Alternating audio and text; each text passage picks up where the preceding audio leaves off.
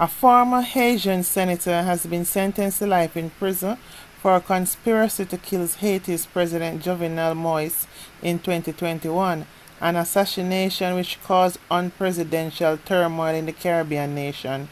John Joel Joseph is the third of 11 suspects detained and charged in Miami to be sentenced in what the U.S. prosecutors have described as a plot hatched in Haiti and Florida to hire mercenaries to kidnap or kill Moise, who was 53 when he was shot dead at his private home near the Haitian capital of Port-au-Prince on July the 7th, 2021.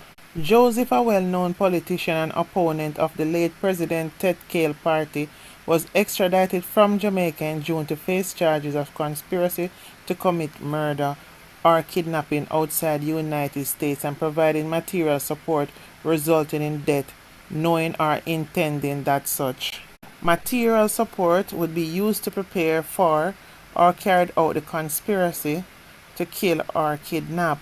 The sentencing came 2 months after Joseph signed a plea agreement with the government, hoping he get a reduction in his sentence. In exchange, he promised he would cooperate with the investigation.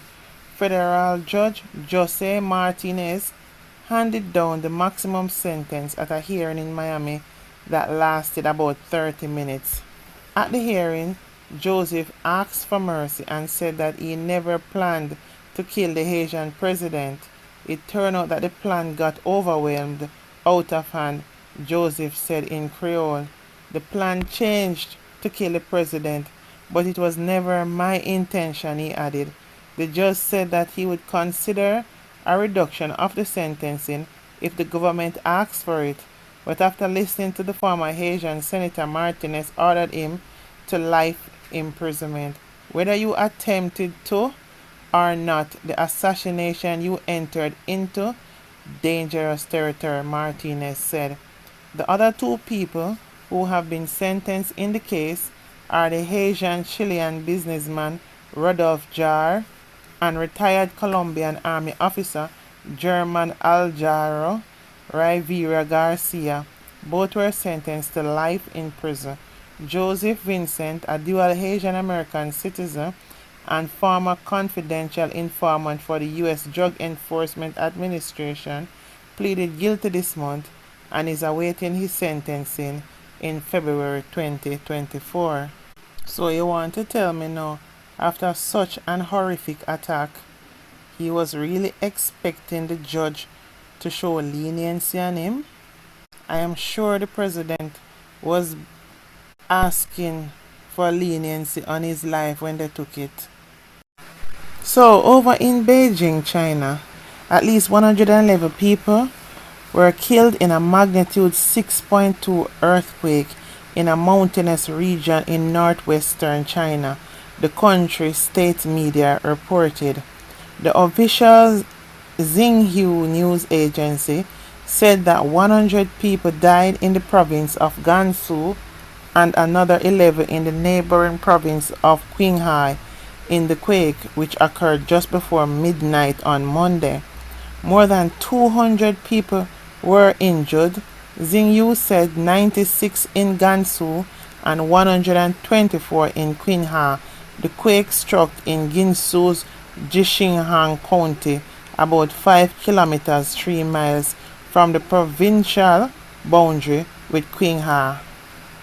The United States Geological Survey puts the quake magnitude at 5.9.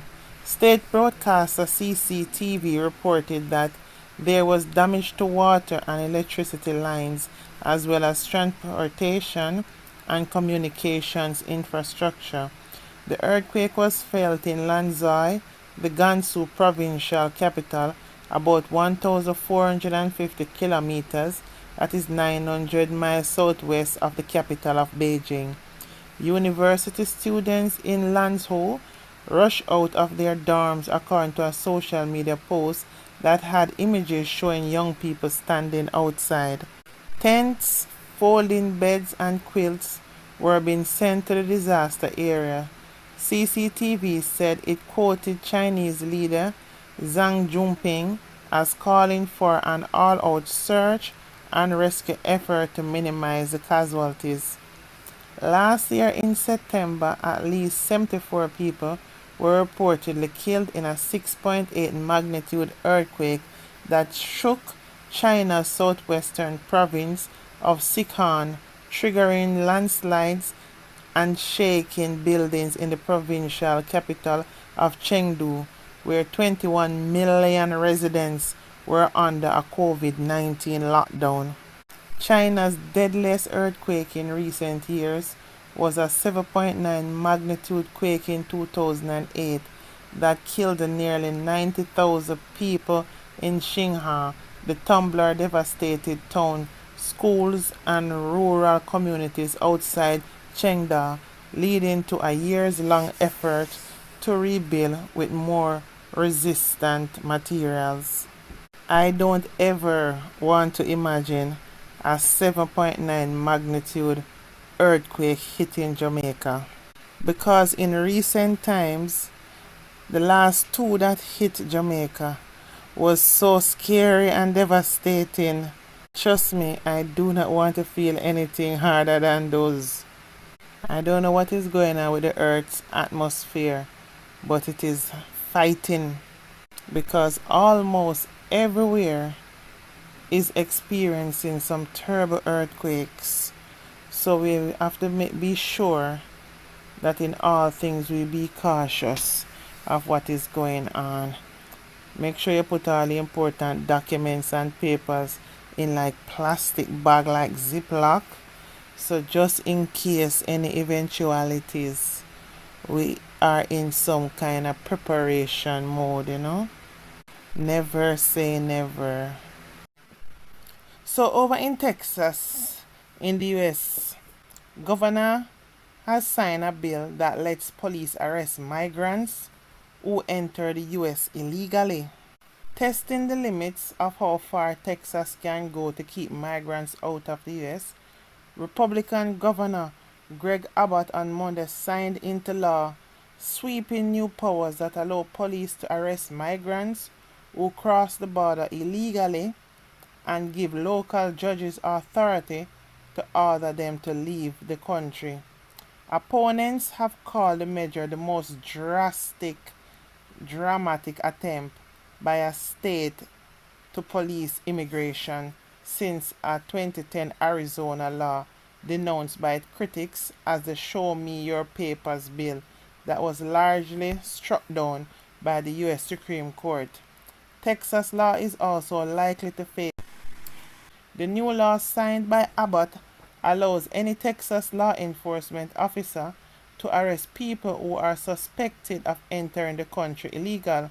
Once in custody, they could either then agree to a Texas judge order to leave the U.S. or be prosecuted on misdemeanor charges of illegal entry. Migrants who don't comply would face arrest again under more serious felony charges. Legal experts have called the measure a violation of the U.S. government's purview over immigration enforcement. Mexico's government also rebuked the measure. In the U.S., some immigrants' rights groups have lashed out at bidding for not stopping Texas' aggressive border measures sooner. 30 former U.S.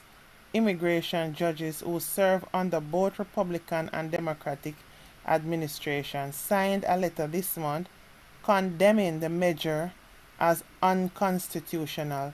This is sanctioned racial profiling, and all Texans must stand up and demand this measure that will no doubt cause massive family separations be struck down, said Priscilla Alvarez, an attorney and strategist for the San Antonio-based Immigrant Legal Resource Center.